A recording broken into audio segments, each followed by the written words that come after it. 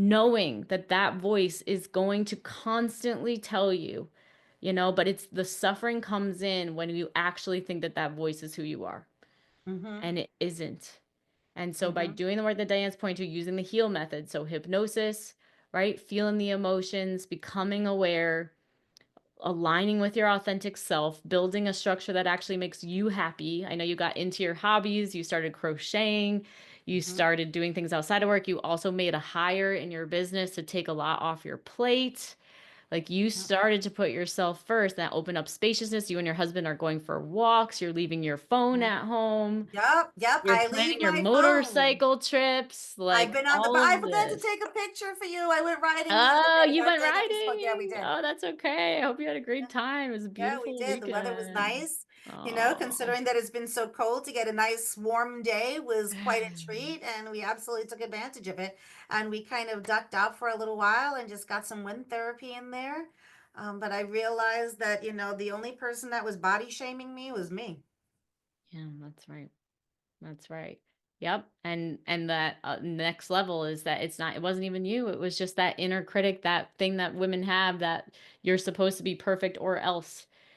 But it's like, guess what? That constant voice in your head, it never actually needs to take the action. It just tells you what to do all the time, but it's not actually the one making the phone calls and building the business. It's not actually the one, right? That No, has to get out no. there and do these things and whatever. So Obviously, it's the like, person that can do does do, because here I am. that's So I can. right. I'm clearly That's capable. right. I'm clearly capable. But I think we all put these weird restraints on ourselves of where we think our ceiling is, and then we use other things to kind of lay blame at them. So if Mhm. I'm having a rough day, it's because I'm fat. It's kind of all this weird mosh podge of where we're kind of pointing our feelings towards, or putting our blame towards. And it takes a moment of self-reflection, of real reflection. And thank you for all of those tools for me to be able to see that a lot of it was an excuse. A lot of it was excuse, and a lot of finger pointing. A lot of finger pointing. It Mhm. was finger pointing at the world, finger pointing at, the goldfish that I love to eat, to snack on, and it was finger pointing at all of these things. But in reality, I just really wasn't looking at any of those things individually to Mhm. be able to kind of break my own negative cycle. Welcome to the Hypnosis for Permanent Weight Loss podcast. I'm your host, Leslie M. Thornton. Today I have an amazing client, graduate of the Fast Track to Freedom program, Diana Lobdell, with us. Diana, welcome. Thanks for being here. Thank you so much for having me. Woo! I was floored when we talked last week, and I think the week before we chatted, and just hearing about where you're at now compared to where you Yeah. were just 8 weeks ago. And I just asked if you'd be willing to share your story. I kind of wish that we got to record what you said to me last week because honestly, it was just profound. But I have no doubt that you'll be able to recreate it. So let's just dive right into it. So, first of all, tell us, what you do for a living and, all these amazing things about you. So I have a small boutique billing practice specializing in dental insurances. So I help dental offices manage their insurance, taking the burden off of them, and allowing offices to focus on what really matters the most, which is really patient care. Yes, thank you for what you're doing. That's such a tremendous service. I know people need that stuff. No one wants to Yeah. deal with insurance. And No. so Diana will help you take it off your plate. Thank you for that. So Diana and I met at Podfest this year. And I'm so thankful that we met. But I saw you and you were talking about motorcycles and rides and going different countries and found out you don't live too far away from me. And we were Yeah, just connected down the road, through. really. Yes, connected through someone that was a client in the past, and yeah, so, was so lucky to get to have the opportunity to have a conversation with you at Podfest, Yeah, and wow. That last day when we were all kind of just all trying to connect with, the people that we had met so briefly during the conference, having that one day to kind of try and connect with people one on one can be a bit of a challenge. It can be a bit of a challenge. Mhm. I was really grateful to be able to have that time with you off in the corner and to really learn what you did, and see how that could help me in my life and in my journey, which and we're all constantly on a journey. And I knew that my journey was kind of stuck. And talking to you gave me, some insight to another door. Yes, absolutely. And I don't often get the opportunity to enroll someone when I'm physically with them. And it was just a really meaningful, time for me as well. So I'm glad we got to talk. And I think the night before, what initially got you connected was because you were talking about being stuck with weight loss. Is that right? At dinner? Yeah, yeah. Stuck with that evening, that nighttime snacking has always been snacking in general. Snacking in general has always been a huge, huge challenge for me. I'm sure it's a challenge for most people, but snacking has always been a huge challenge for me. Just dropping I feel like those last 10 pounds, and then being at my age and menopausal, that was challenging because that has its own unique challenges as well. And I just knew that what I was doing and where I was at was not going anywhere, and not from lack of effort. So there was a lack of success, not really a lack of effort, and I really wasn't finding the things that were connecting with me, that were really motivating me to lose weight. I mean, I knew I had to, I knew I wanted to. It's not that I had to, I wasn't, as much as we all kind of feel like society judges us, and they do. They do. It really wasn't about that. I just knew that I was struggling myself in really the motivation to make the success happen, the desire Mhm. to be not as heavy, and that it affects my overall well-being. I have sciatica issues, I have back issues, I sit at my desk all day. It's really, really hard to maintain a good body weight and really feel physically well. I don't want to Mm. say fit because I feel like fit is really subjective to everybody, but feel physically well and capable, really. Being able to take long road trips and not really being in a tremendous amount of discomfort afterwards, and not being able to enjoy the things that I want because it puts ugh, I want to do this, but at the end of it, it's going to suck because I'm going to be tired or my body's going to be sore. Um, Mhm. so I knew that things had to change, and I just didn't know what to do. And I had tried lots of different things, but I never really knew what to do to make it really happen. Mm. And when I was speaking with you, and I spoke with somebody before I met, that's that whole weekend, they told me that you had really changed their life and how they were looking at food. And I was like, how you were looking at food? Food is food, right? Food is food. I just don't have the willpower to not eat that, piece of cake at 10 o'clock at night before I'm going to bed. But I realized that it was more than that. It Mm. was more than that. And then when you and I sat down and spoke, I realized that there was so much more to it.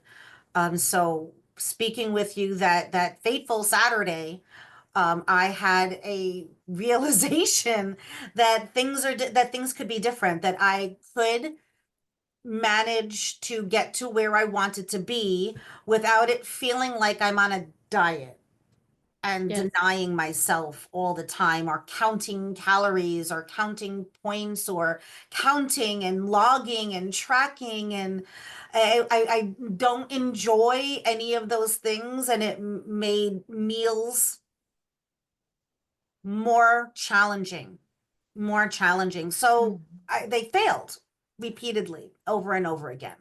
And I know that my well-being, like I said, is really kind of tied into it. Again, being in menopause, it's harder. And as we get older, we're just not as fit, we're not as strong.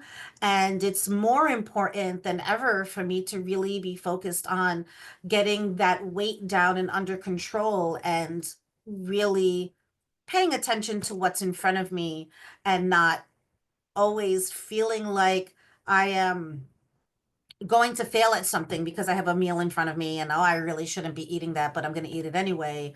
Or just that whole relationship I have with what I'm seeing in front of me and how I perceive it and how I feel about it was not changing. And that's when I spoke with you, I realized that that could change and it could really change the outcome of what I'm trying to do for myself. So sitting with you that Saturday was quite nerve-wracking. There were some other people there that were kind of hanging out in the shadows, overhearing what I was talking about. I'm usually very, very private with certain things like that, but those two ladies I know very well, and I know that they were, you know, there to help support me as well. And since then, they've checked in with me and how is it going and is it working for you? And, you know, and I don't want to say that it's working for me as much as it's changed how I look at a lot of different things and not just the food in front of me, Mm, not just being in the supermarket. You know, I'm not worried about having to read the label, um, but how I treat food or how I use food to satisfy the wrong things in myself. yes, That made a whole lot 100%. of sense. Yeah, no, absolutely. And I'm excited to dig in deeper a little bit more to what, you became aware of. You're painting so beautifully, the illustration of where people can find themselves prior to getting the breakthrough that you've had, Mhm. that's affected every area of life, including the way you're viewing food. And I just want to highlight some of those. So, first of all, I know that you knew you had felt stuck for a while and you actually got out of your comfort zone and listened to some advice of like just start showing up, right? You love just start Yeah. showing up, which is what actually brought you to Podfest. Yeah.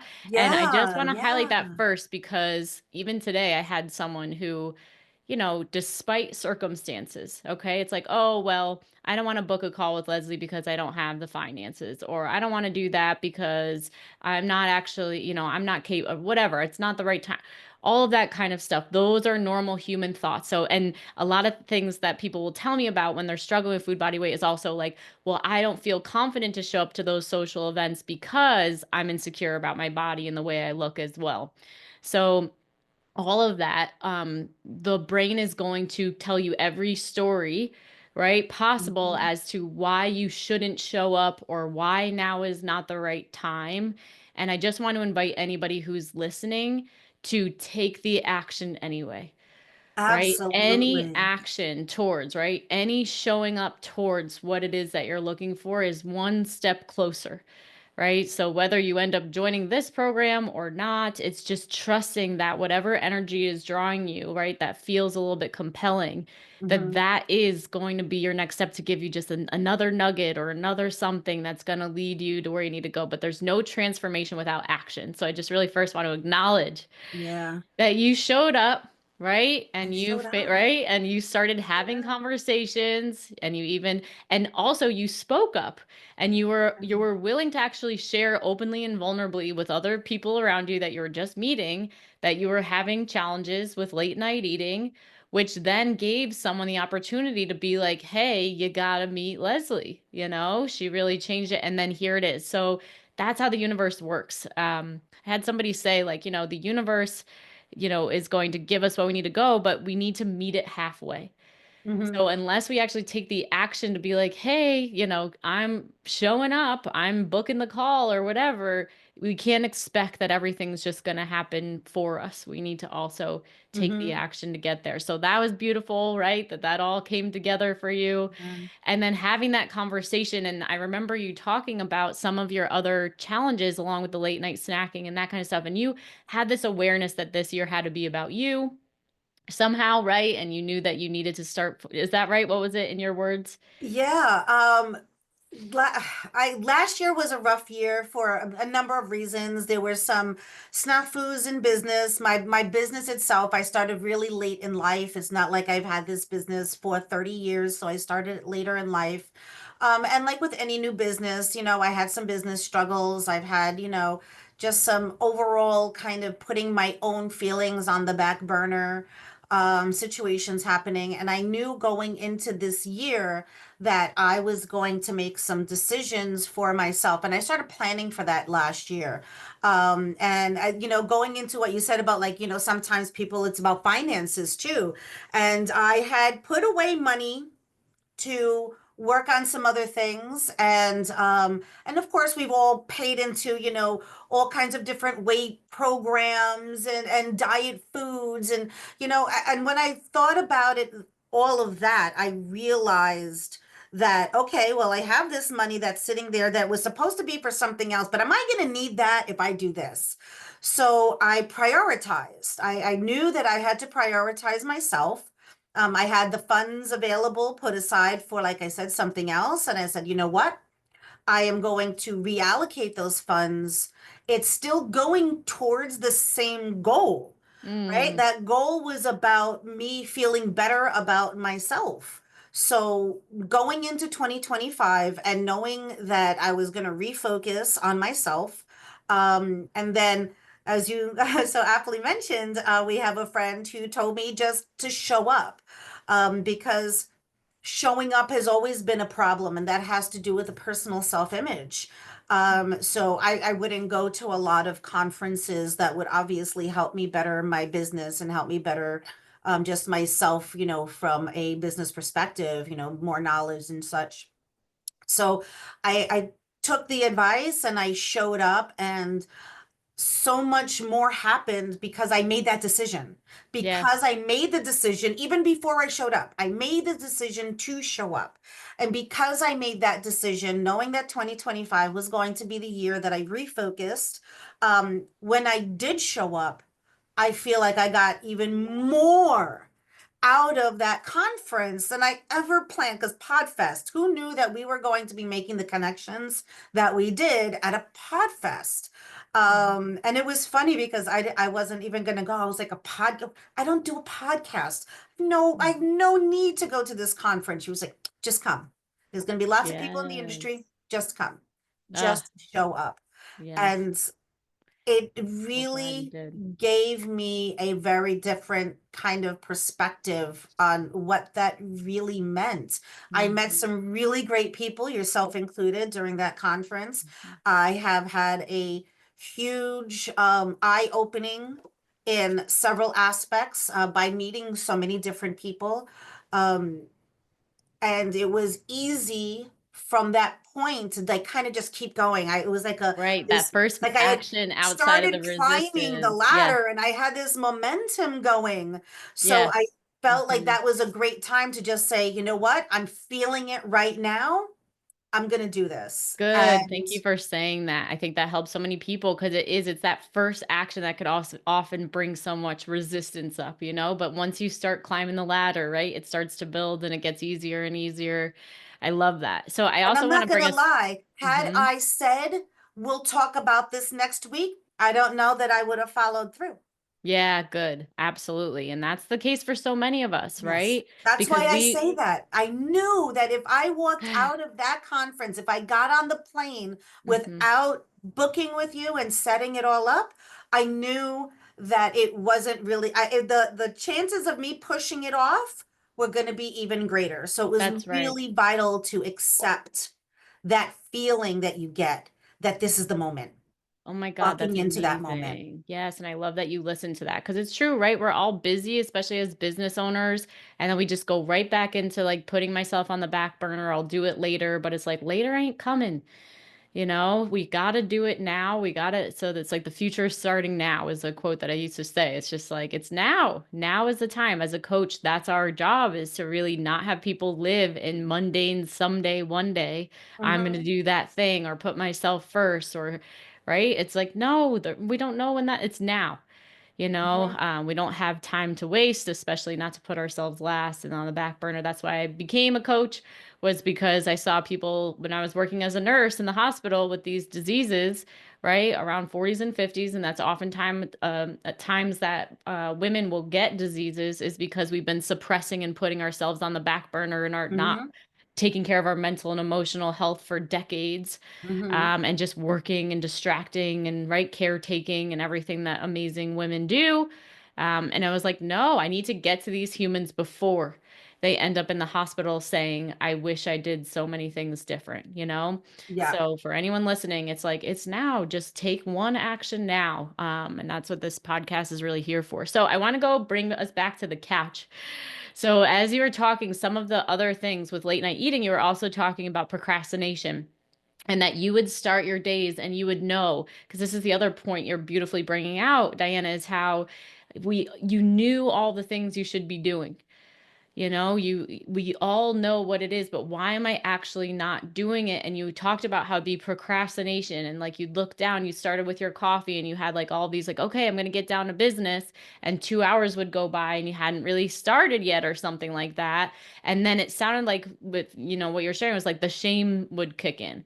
Mhm. What's Yeah, that's how my happening? morning how my morning began, on the average. So because I work from home, I have a home office and I work from home full time. I don't have to commute, okay, which gives me a really great opportunity to be able to kind of start my day how, leisurely. I'm not worried about road rage. There's no traffic. I'm going to be late. I don't have to worry about any of that.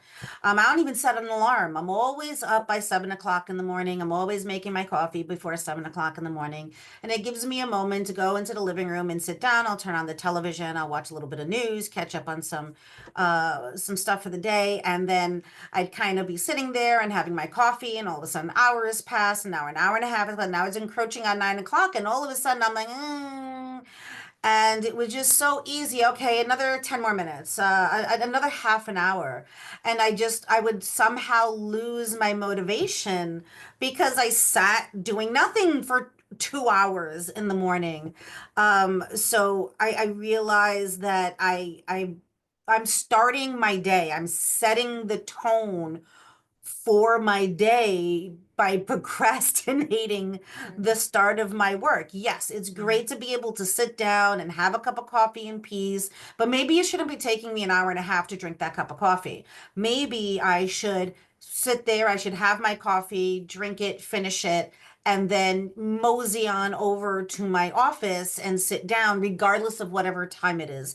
I mm, don't need to have a 9 a.m. start time. My work is my work. It's not really time mm, restrained. So I mhm. kept putting it off because I could start it later. What's the big deal? If I start later, I'll just work later. And then I'm Right. starting later and working later. I'm starting on time. And then I end up with this anxiety because I decided to start a half an hour later. And now I'm looking at my emails and 45 minutes have passed. I'm like, damn it, I should be checking my emails at 8 o'clock in the morning. So Right. I had all of this knowledge. I saw and I watched what I was doing.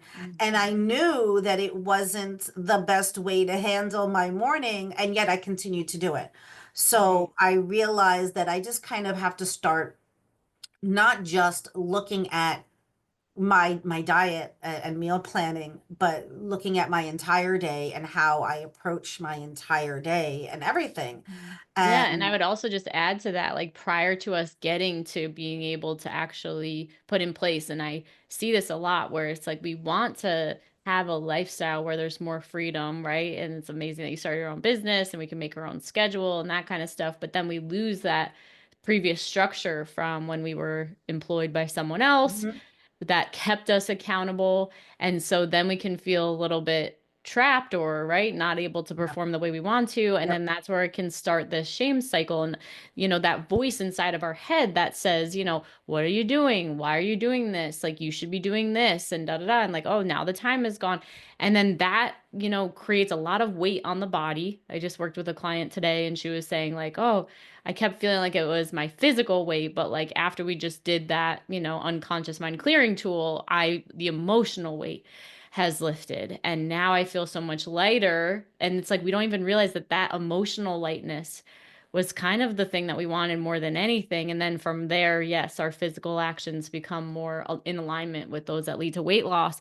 So that voice though we identify with as ourselves. And I remember when we were talking on the couch that we, we really supported us in getting clear on what actually is that like for Diana under it. And it was like, it was really right, not nice. It was probably wasn't even your voice. Oftentimes we get this inner critic voice from mom and the shame. Can't remember for you if it was like I'm not good enough, or if it was like I'm not Yeah, worthy, yeah. or We had mentioned we were all talking about, and the few successful people that I spoke to that weekend, and I feel like this was part of the awakening was that a lot of us suffer from imposter syndrome. Here we go. I'm going to say it out loud. Okay. And I realized through several conversations that weekend, through with several successful people, that they were like, oh my God, I suffered with imposter syndrome all the time. yeah. I'm more successful now and I still suffer with imposter syndrome. And I went, oh, so it's not just me. Mhm. It's Mhm. not just me.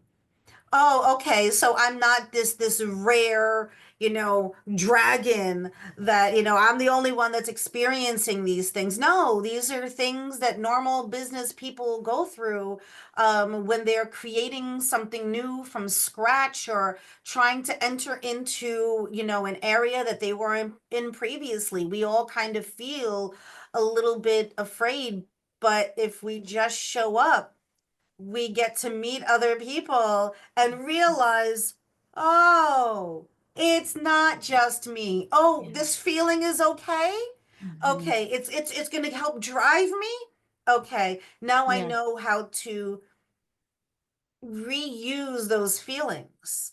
Yeah, that's so good. Yeah, and for anyone listening, like that, this what Diana got on that couch, right? Of just right, and also at Podfest. That's what you can anticipate from the calls that I offer as the initial call. Like whether you do the program or not, if you are spinning your wheels and just wondering like why and how come, and I know what I should be doing, and you have this, right? And then you're eating, and why am I eating? And I know I shouldn't be eating, and then the right? Like if you just, and you can't figure it out and you're doing, right? You've tried the diets, you've done all the things. Please know that there is a reason why. You just have not gotten clarity on what that reason why is. And everybody's reason why could be a little bit different, right? So Diana, some imposter syndrome, some major negative emotions, some shame talk, whatever, right? And for you, it could be something completely different. But I can't know exactly what that is unless we have that one-on-one conversation. So that's my gift to the world to just help you see. And from there, you get to decide, what's going to make sense for yourself moving forward. So that's awesome. But then once we land on it and you get that clarity, that's when we can actually start to move. That's when everything starts to move. It's the swirling and the stuckness, right? But once you land on the source of the stuckness, then we get to take action, we get to move, stop spinning our wheels. So I'd love to hear, while you were in the program and as you did all the different things, I know yeah, like what was your experience? What's your relationship with food like now? So through the program, I realized that I had I my perception of the whys was accurate and yet not at the same time. Um, because we like to blame other things that have happened in our lives for the things that are happening. But I feel like at the same time, we tell ourselves, stop making excuses. So we want to put our finger on it, but then we tell ourselves that that's an excuse and to move on. But the reality was that I was right the whole time. The reason why that I was struggling and I struggle with so much is real and the why was correct. But it gave me the opportunity to really kind of investigate that Mm, and really kind of look at it from, okay, I see you and let's change how I perceive this feeling, this moment in time, the stuff that makes me feel insignificant and be able to address that. And I realize that we all talk about feeding our feelings or eating our feelings, and the truth was is that I was, I was, I can't lose weight because of all of these excuses that I gave myself. And it was an excuse almost to stay there. So I was able to kind of look at my feelings differently. And then I realized that my relationship with my feelings and my food were connected, but not in the exact same way that I thought they were connected. Like I thought like, oh, I'm going to go cry and eat a pint of ice cream. I'm eating my feelings. No, it was really an all day thing how I looked at food as a necessity and just kept kind of just going through it. And again, going through reading the labels and the calorie count and all of that just made eating so very unpleasant. So when I started looking at my food and how I eat my feelings, really, how I eat my feelings, I was able to change that behavior because now I can address the feelings Mm, without food, and now I look at food and I address my food feelings differently. So my late night snacking has significantly decreased. I'm not going to say it stopped because who doesn't like a little snack at night, right? You that's know, there's nothing right. wrong with it. There's nothing That's bad, right. right? Nothing Mhm. bad about food. So I still do some snacking, but the reality is that I look at my food very differently. I look at my meal planning very differently, and I look at my meal planning on by obtaining food and preparing or planning for meals that are going to give me personal satisfaction. I'm going to enjoy this meal rather than I have to eat because we have to eat to survive. So, but I can't eat this because that's fattening and I should really eat this instead. But that was because I wasn't dealing with my emotions and my food as individual things. I was unnecessarily connecting them. Wow. So I've managed to be able to separate them. And I will say Mhm. that again, this was in a I was in a really good place to begin this. The 2025 is all about me. I don't know that I would have been as on point last year. Um, so being at that place and that place in time specifically was really, really important for my success. And then I see that being able to separate those two things really has given me more success in that because like I said, I look at my feelings and my emotions and my food. I do have issues with all of those things, but I don't kind of put them all into some convenient ball, which made everything worse. It just Yeah, putting it into a compounded ball and everything. then labeling it as see how messed up I am or see how much I'm not capable or let me use this as Mhm. a way to attack myself, right? To that continues the vicious cycle to hold me back and not be able to move forward. I'm You know? unsuccessful in life because I'm overweight. No, no. I'm overweight because I'm unsuccessful with food. My Mm, life choices are not because of my food choices. And my success in my career is not going to be determined by what I ate for breakfast or what I eat nice. for breakfast Yes. on a Oh my regular basis. gosh. So it Mhm. really gave me the opportunity to look at each of those things individually and be able to address those things individually without putting a cupcake band-aid on it. Nice. Yes. Oh my gosh, I love the way you're talking about it. And so, what I'm hearing you also say, so the number one killer of transformation, of us being able to, right, be able to do what you've been able to do, is when ego judges ego. So when you're like exactly what you were saying earlier of like, oh, well, I shouldn't, I think that my food issues are because of that, but immediately you would judge yourself and say, but you shouldn't do that, or but you should know, but right. So whenever we should on ourselves and whenever we're judging You should whatever know that is, better. it causes us to just, right, stay stuck in that thing. So what I hear you saying is we took the judgment off, we took the labels off, and it gave you the permission and the safe space to take your flashlight out and start to examine, right, with the help of the community and the coach and all the learnings, to be Mhm. able to say, oh, this is what it is for me. Oh, this is what that is for me. And then the liberation comes and the right? Being able to make those empowered choices so that you're not just staying stuck on that surface saying, oh, why me and what's wrong with me? It's like, oh, okay, here it is. And so I always Yeah. say, like, first, once you have the awareness, through awareness comes freedom.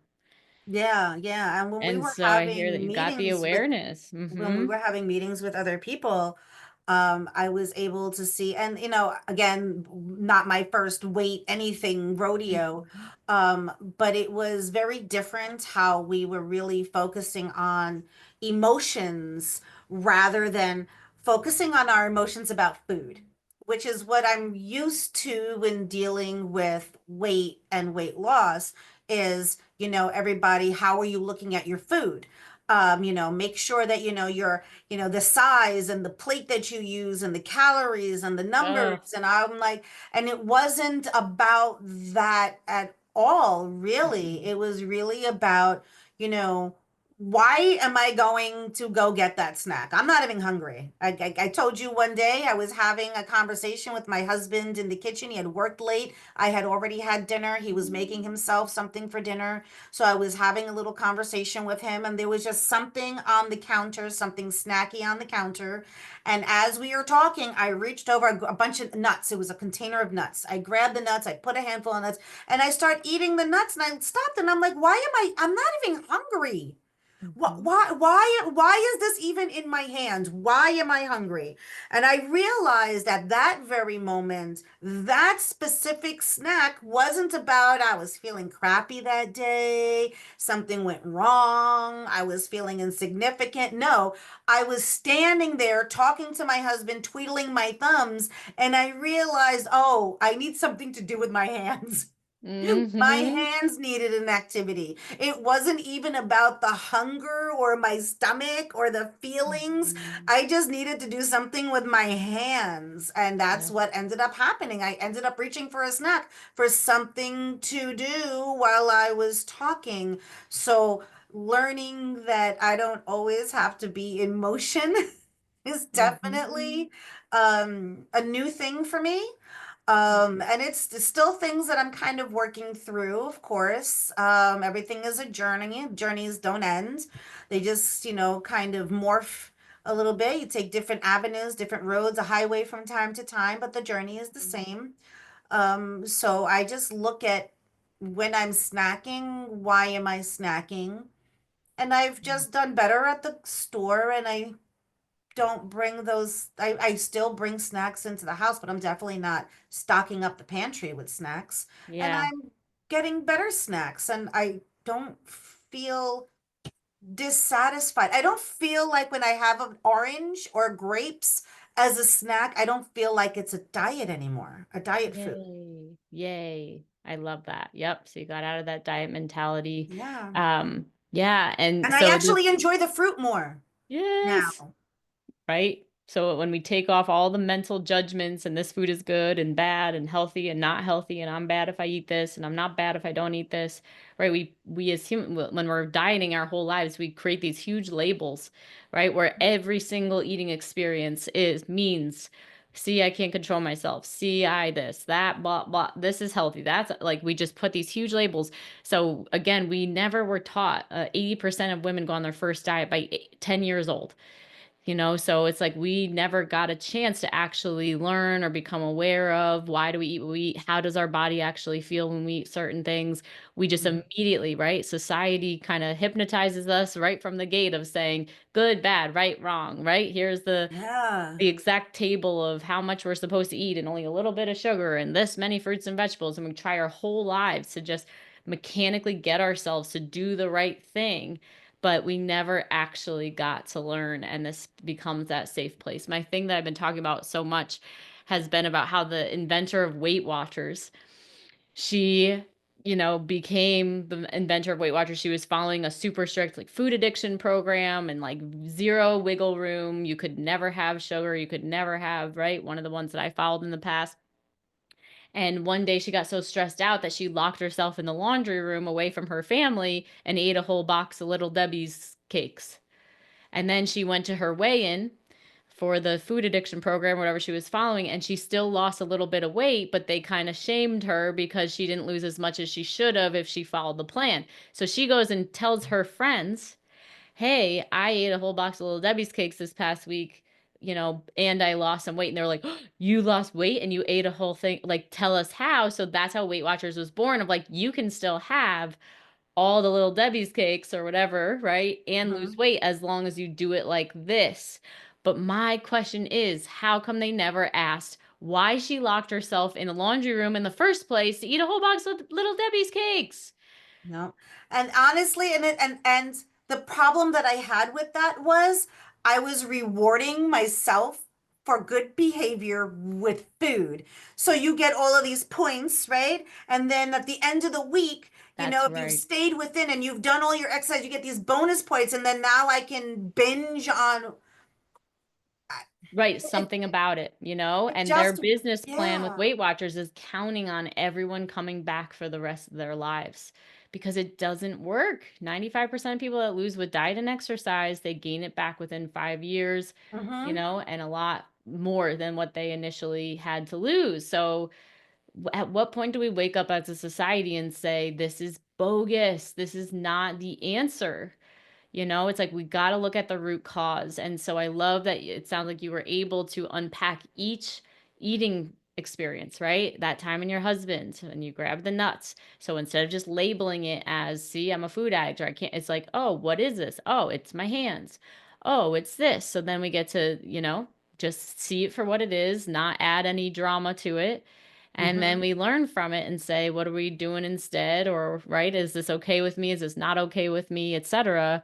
And from there, we get to continue to make empowered choices. Yeah. So it truly is the access to being food free, to just being able to get past it and go through it and not have dieting be something that you're needing to be focused on. Absolutely. Yeah. So, and I know you got on the rowing machine. That was a win for you because you had Yep. it in the basement and you couldn't get on. I also, the bathing suit, you said that you were judging yourself really hard the last, two vacations ago or meetings ago, right? What were you saying about yourself in your bathing suit? Oh, yeah, I look like a stuffed sausage. Yeah, that's literally Right. how I feel about myself when I look at myself in the bathing suit. I feel like a stuffed sausage. And then And you were saying how the last trip you went on, you brought your bathing suit. You didn't end up, going swimming, but you said you didn't have any of that self judgment like that. You were more thinking about, am I too pale, right? yeah, yeah. So it was funny because I was in Orlando again, and I was at a resort hotel with a big pool area and everything, and I was there for a conference. So I brought my bathing suit because I figured I'll probably hit the jacuzzi. Now I didn't hit the jacuzzi because I was concerned about how I looked in my bathing suit. Thank goodness. It was really because I was busy with other people. I was actually engaging and not kind of hiding in a corner. But Mhm. at one point, I arrived early and I was sitting by the pool and I was having something to eat. And I am seeing all of these women, these big women that are in their glory. They don't care. They did not care. And I'm looking at them going, she doesn't care. She's clearly not concerned about her size. That she had one woman had a bikini on, and I was like, oh, okay. Like, why am I?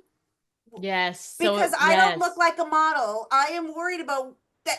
Nobody's staring at her. Nobody's going to be staring at me. They don't know me. They don't care. They don't care. The world at No. large does not care that I look like a fat sausage because I'm the one that thinks I look like a fat sausage. Nobody Mhm. else is the one that's saying that.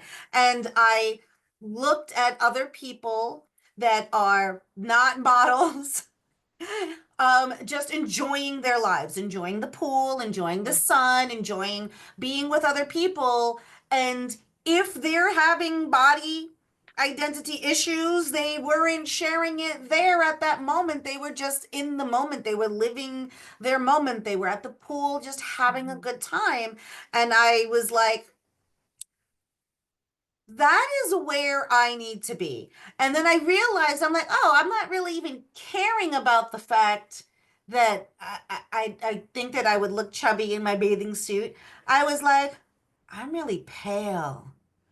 I'm like snow pale. Like, look at all of these people. I don't care what size they are. They're all different shades of brown, and I'm not. And I'm like, oh my Uh, goodness, I'm but the so good news is pale. that we're pale. We do have the choice if we want to go tanning or something like that. It's like such a different, right? Challenge that's like, all Yeah, right, not as yeah. big as the other. So, So for anyone listening, like what Diana is saying, it could feel so prior to doing the work that Diana did inside the program, our brains literally cannot see what she saw that day at the pool. We cannot see the fact that most people's size, the average size of, right, American culture is not teeny tiny. It's big. I can't remember. I think the average size is like 12 or something of most women in America, you know? And of course, our diet brains are going to be like, oh, that's bad and wrong. And it's this and it's an epidemic and da da da. Like we know the science, but it's just still the facts. So when we're society just shows us the skinny girls on TV. Well, luckily they're getting a little bit better and starting to put plus miles. But yes, our brains were programmed back, you know, when everybody who's listening to this podcast was listening. Yes, they it got programmed to see that this is the type of body. But yeah, I remember when I went through this transformation myself and I used to, so our brains, right, just immediately judge. And so I was scrolling through Facebook and I saw a woman who had a bigger body. And I was like, the first thought I had was she looks so happy. And I was stunned because I heard myself say that, and my old brain, when I was still judging myself and my body, would have been like, oh gosh, she looks like unhealthy, and that's, you know, not good. That was not my initial thought was, oh my God, she looks so happy. Reflection. And so what I knew in that moment, so the fact that you saw that was like, oh, she can see it, right? Like it's possible to be present and to have joy in this body, you know? And goes back to the beginning of our conversation. It's like, it's now. All we have is now. We don't know if we have tomorrow, you Mm-hmm. know? And there can be so much resistance, like, oh, but I hate my body now. But what if you hating your body now and continuing to resist it and trying to control it and whatever is the reason why you stay stuck dieting and failing year after year after year? And I'm telling you, that is the reason. And so, you know, taking action and saying, I'm done with the madness, please, like, no, I need to stop this. The definition of insanity is doing this, you know, the stats are there. People aren't successful with diet and exercise. That doesn't work. So, okay, what is the real scoop? You Mm-hmm. know? And it's this. And then the other thing, the last thing I wanted to point to, Diana, which you're doing a good job, is like how, especially as women, we have perfectionism wired in our brains. We are constantly trying to be the perfect woman. And we Mm-hmm. all have it in our minds. And so that voice that says, you know, even, you know, my legs are too pale and my body is like this. And we could find something wrong with everything. Oh, And we are constantly trying to fit into a mold of perfect. But it's like asking yourself the question, like, who actually is perfect? I remember somebody saying, like, if you sat at a round table and everyone had to put all of their problems in front of them and you got to look at them and you had the opportunity to trade your problems with anyone, every single person would choose their own. They'd be like, oh no. So someone might have like a super skinny body, but their mental health is completely in the tank, or they've been abused in the past, or have terrible relationships, or their money's in the tank, or they're right. So it's just like, knowing that that voice is going to constantly tell you, you know, but it's the suffering comes in when you actually think that that voice is who you are, mm-hmm. and it isn't. And so by Mm-hmm. doing the work that Diane's pointing to, using the heal method, so hypnosis, right, feeling the emotions, becoming aware, aligning with your authentic self, building a structure that actually makes you happy. I know you got into your hobbies, you started crocheting, you Mm-hmm. started doing things outside of work. You also made a hire in your business to take a lot off your plate. Like you Yep. started to put yourself first. That opened up spaciousness. You and your husband are going for walks. You're leaving your phone Mm-hmm. at home. Yep, yep. You're I planning leave your my phone. motorcycle trips, I've like been on the. all I of forgot to this. take a picture for you. I went riding the other Oh, day. you I went did. I spoke. Yeah, we riding. did. Oh, that's okay. I hope you had a Yeah, great time. It was a yeah, we beautiful did. The weather was weekend. nice. Oh. Considering that it's been so cold, to get a nice warm day was quite a treat, and we absolutely took advantage of it. And we kind of ducked out for a little while and just got some wind therapy in there. But I realized that, the only person that was body shaming me was me. Yeah, that's right. That's right.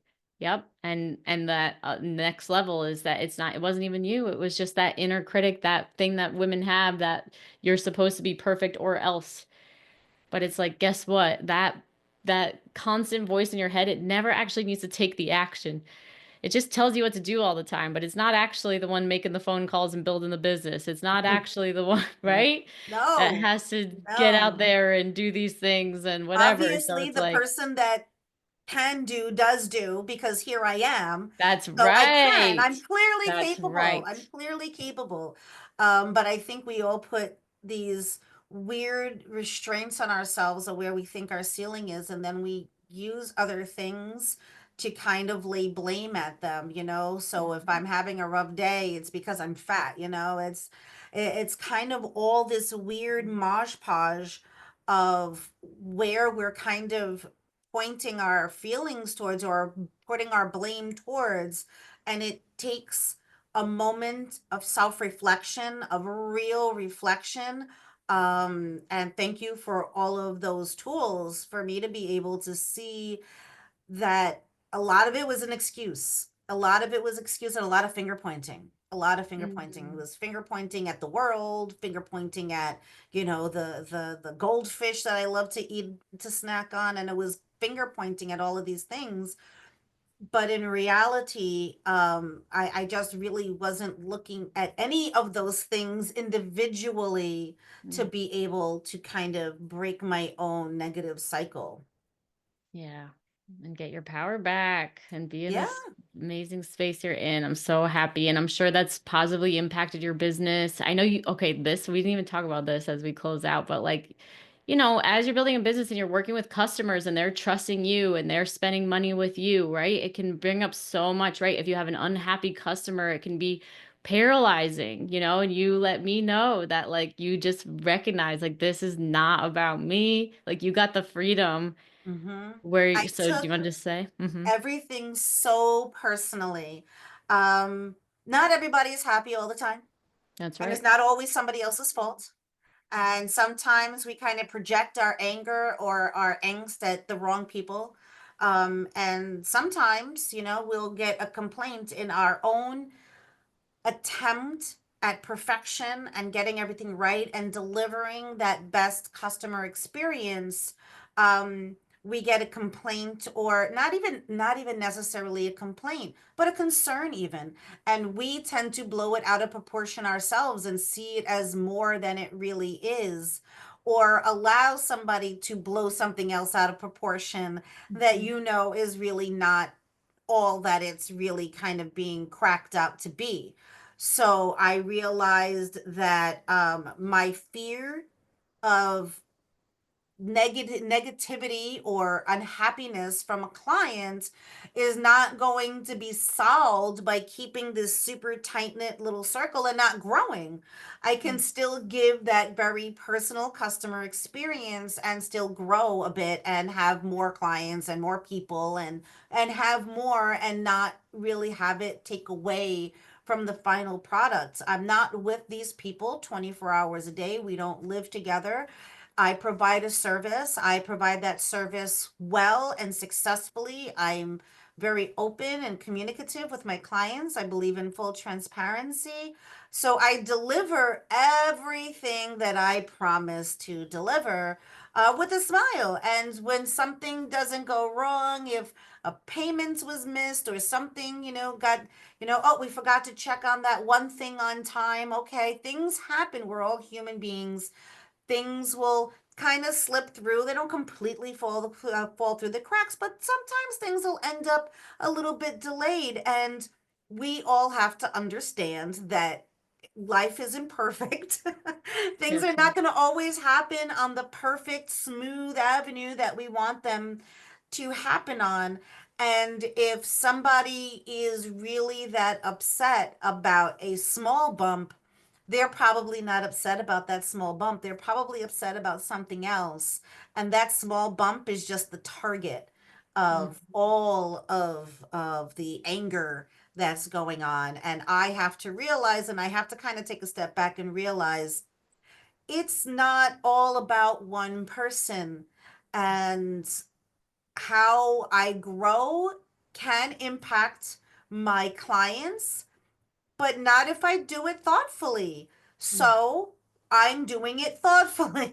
Mm, I'm paying attention to what I'm doing. I'm paying attention to my clients as I grow, to make sure that I am still able to deliver what I wanted to deliver when I started this business. that's I don't amazing. want to turn into something that I'm not. I had a very specific goal in being able to help small practices really specifically, because I feel like the little guys always get left out in the rain, and I feel like they're the ones that generally need the most amount of help. I So love that I vision. kind of took that and I held on to it, and I decided that it was time for me to stop taking everything so personally. I love that. And And was just there something in the program that helped you with that transformation? Because I know that's a place where business owners, it's just in general, people getting angry or conflict avoidance. People don't like that. So, what changed within you that allowed you to get that result? I think that it was really a secondary kind of thing that happened. Yes. Once I started feeling more confident in myself in general, I Yes. was able to look at that and go, stop, just stop. I just felt like, I think Mhm. before I was blowing things out of proportion. Mhm. I was creating these imaginary what ifs of Mhm. negativity that weren't even existing there. And that was just because I needed some kind of pain to kind of constantly hold on to, but it's tiring. Yeah, It's absolutely. really, really Yes, exactly. tiring. And I love because it's So, like this work is necessary also, right? We use our yeah. food, body, and weight journey and the big pain point that we've had for so long to give us access. But what we're pointing to is like how when we actually do this work to clear the shame and the negative self-talk that usually is in relationship to our body and food, but that actually changes, right? Our relationship with ourselves Mm-hmm. helps us see those patterns clearly within us. And once we Mm-hmm. can see it, we can spot it. So, Yep. but prior to us seeing it within ourselves, when those mirrors come up of people being unhappy and kind of shaming us or kind of attacking us or whatever, since we're also attacking ourselves, that's where right? And then that could be when we need to numb with the cupcake. So, again, kudos to you for doing the work, right? Going deeper into the emotions so you could clear it so then you could then have the confidence and the ability to step up as the leader, the service provider that you are, and just handle the facts and let go of any of the other stuff that, tries to take us down but can't anymore. So Yeah. I'm so glad that we covered that because I do know that there is a direct correlation between people's ROI in business and them doing this work and getting past these things that have been in the background on food, body, and weight for so long. So, Yeah. Diana, congratulations. So, if anyone's on the Thank you. fence, yeah, anything, what would you want to say to them about, taking the next step, booking a call? Just make the call, have the conversation, start with the conversation. I think that having a conversation with Leslie is would open anybody's eyes.